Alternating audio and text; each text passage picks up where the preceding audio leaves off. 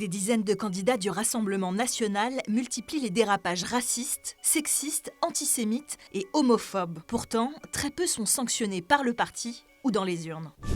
J'ai comme ophtalmo un juif et j'ai comme dentiste un musulman. Cette vidéo désormais devenue virale de Paul Vert de Sauras, candidate RN de la première circonscription de la Mayenne, a été révélée par un journal indépendant local. Dans la 3e circonscription du Cher, c'est Julie Apricena, la suppléante du candidat RN et pro-russe Pierre Gentillet, qui est épinglée dans un article de Street Press qui publie des photos d'elle portant un t-shirt où l'on peut lire « White Pride Worldwide », littéralement « Fierté blanche dans le monde ». Un slogan suprémaciste blanc, elle est aux côtés d'un skinhead.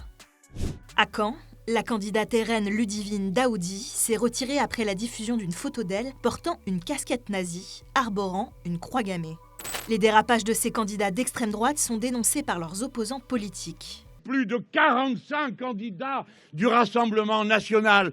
Plus d'une centaine de candidats, c'est-à-dire presque 1 sur 5, continuent des campagnes racistes sur les réseaux. Pour lesquels on a trouvé des propos racistes, antisémites ou homophobes. C'est comme un calendrier de l'Avent. Chaque jour, vous ouvrez une case, vous avez de nouvelles surprises. Et j'ai même pas pu tous les retenir, tellement il y en a. Annie Bell, Mayenne, candidate qualifiée pour le second tour. Elle a été condamnée en 1995 pour avoir séquestré un secrétaire général d'une mairie avec une carabine.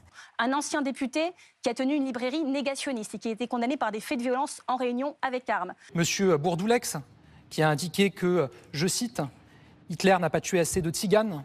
Je peux vous citer Madame Bargès, qui a expliqué qu'un candidat noir sur sa liste est une tâche. Le patron du Rassemblement national à La Réunion qui a dit cette phrase, l'esclavage est un mode de vie. C'est un festival, ces gens sont dangereux.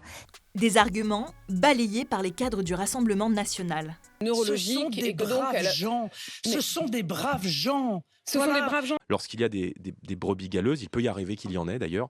Moi, je n'ai pas la main qui tremble. Ce sont des braves gens qui se présentent parce que l'Assemblée nationale, elle doit être à l'image de la France, pas à l'image de Sciences Po, pas à l'image de l'ENA, Jordan Bardella lui-même parle d'une erreur de casting quand même. Non mais d'accord. Donc moi Mais d'accord, mais ça ne mérite pas d'être viré. La différence, c'est que dans toute organisation humaine, il y a parfois des brebis galeuses. C'est vrai en politique, c'est vrai dans le monde de l'entreprise. Ce qu'il faut juger, c'est la réaction de la direction.